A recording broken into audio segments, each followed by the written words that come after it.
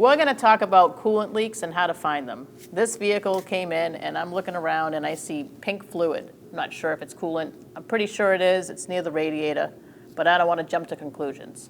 So we're going to go through it. We're going to go from top down and try to find out where that coolant is coming from. And we're going to tell you how you can fix it yourself. Here's some common complaints when it comes to coolant and coolant leaks. I'm going to show you how to diagnose it, but let's talk about the symptoms first.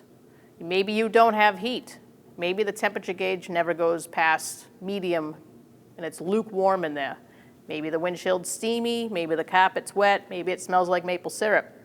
Maybe when you drive away, you notice spots in your driveway or in parking spots.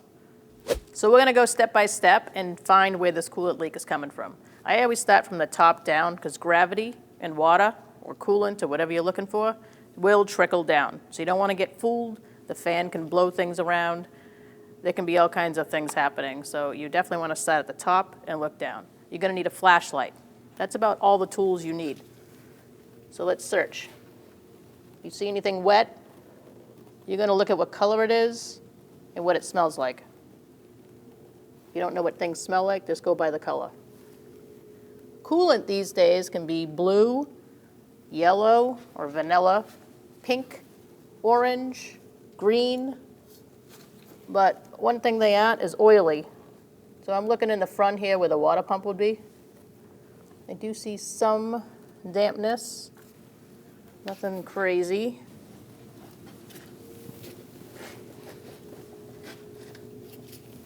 Oh, there's some right there. I stopped here because we've noticed that there is some crusties going on in this radiator. It's a really clear sign that there's something wrong and it's probably been leaking for quite some time.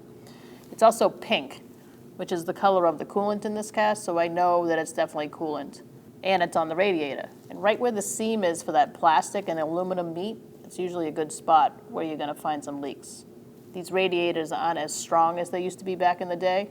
Plastic and aluminum, not the best mix. So with a high mileage vehicle like this, you might have a lot of different fluids going on, a lot of different seepage, a lot of different leaks. You want to make sure what you're diagnosing is actually the actual fluid. You could have several. We're going to use a napkin trick and we're going to decipher exactly what's going on. Just to give you an idea, this is the different colors of coolant that are out there in the world, and this is what they look like on napkins. They're very translucent, pastel looking.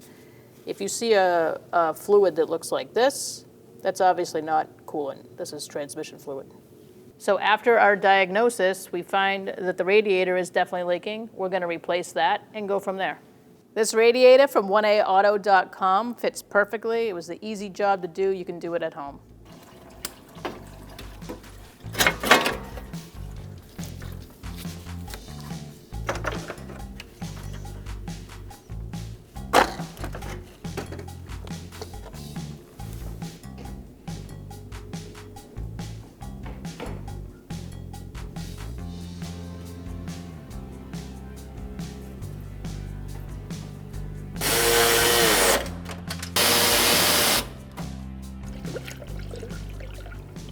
All right, so we've replaced our radiator. It looks like it solved the problem. There's no more leaks.